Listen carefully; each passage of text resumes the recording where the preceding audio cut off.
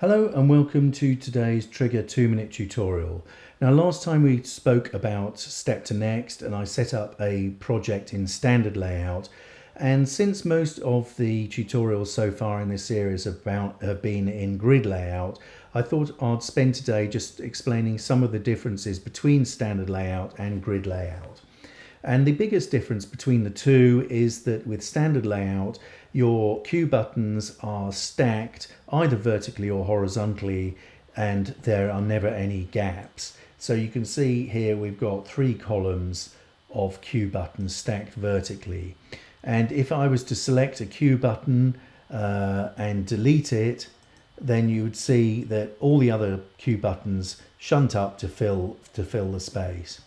And also, if I was to select a cue button and maybe hide it, you'll see it doesn't actually disappear initially, and that's because if we go to project options and go to the cue sheet layout page, you'll see that in terms of visibility, hidden buttons are still visible. So if I uncheck that box and click done, you'll see now that that button has actually disappeared.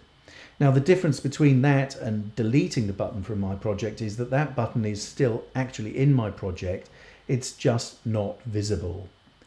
Okay, so we can make it visible again by going to project and we go to unhide hidden buttons, and now it's not appeared straight away because we hid it, it's appeared at the end of our project. And to get it back to where we wanted it to be originally, we'd have to select that button and we would cut it to our clipboard, then go back to the original position where it was, which was here. And now if we go edit and paste, we have the option to paste it back into its original position, and there it is. Okay, that concludes today's 2-minute tutorial. I hope you've enjoyed watching it and you'll join me next time.